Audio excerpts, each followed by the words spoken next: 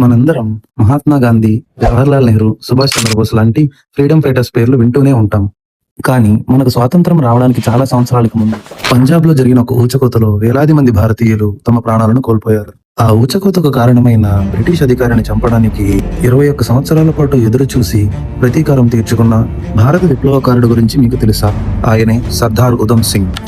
Udham Singh 1899 December 26న పంజాబ్లోని సునం అనే గ్రామంలో నిరుపేద కుటుంబంలో జన్మించారు. ఆయన చిన్న వయసులోనే తన తల్లిదండ్రులను కోల్పోవడంతో అన్నతో కలిసి అనాథాశ్రమంలో పెరిగారు. 1919 ఏప్రిల్ 13న పంజాబ్లో జరిగిన ఒక సంఘటన ఉధమ్ సింగ్ జీవితాన్నే మార్చివేసింది. పంజాబ్లోని అమృత్సర్లో జలియన్ వాలాబాగ్ అనే ఒక మైదానం ఉంది.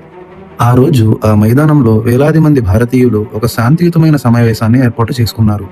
ఈ సమావేశం గురించి తెలుసుకున్న బ్రిటిష్ ప్రభుత్వం బ్రిగేడియర్ జనరల్ రెజినాల్డ్ డైర్ ఆధ్వర్యంలో కొంతమంది బ్రిటిష్ సైనికుల్ని జలియన్ వాలాబాగ్ మైదానానికి పంపించింది. ఆ మైదానానికి ఉన్న ఒకే ఒక ఎగ్జిట్ ని సైనికులు మూసివేసి నిరాయుధులైన వేలాది మంది ప్రజలపై తూటాల వర్షం కురిపించారు. ఈ ఊచకోతలో 1000 మందికి పైగా భారతీయులు చనిపోయారని అంచనా. ఈ కాల్పులు జరపడానికి ఆమోదం తెలిపిన వ్యక్తి అప్పటి పంజాబ్ లెఫ్టినెంట్ గవర్నర్ అయిన జనరల్ ఓడ్వయ్యర్. ఈ సంఘటన జరిగేటప్పటికి ఉధమ్ సింగ్ వయసు కేవలం 19 సంవత్సరాలు. ఆ వేలాది మంది ప్రజల బలిదానానికి ఎప్పటికైనా ప్రతీకారం తీర్చుకుంటానని ఉధమ్ సింగ్ నిశ్చయించుకున్నాడు. తరువాత 20 ఏళ్ల గదర్ పార్టీలో ఇంకా భగత్ సింగ్ వంటి విప్లవకారులతో కలిసి పనిచేశాడు. తన పేరు, పాస్పోర్ట్ మార్చుకుని 20 ఏళ్ల తర్వాత లండన్ చేరుకున్నాడు.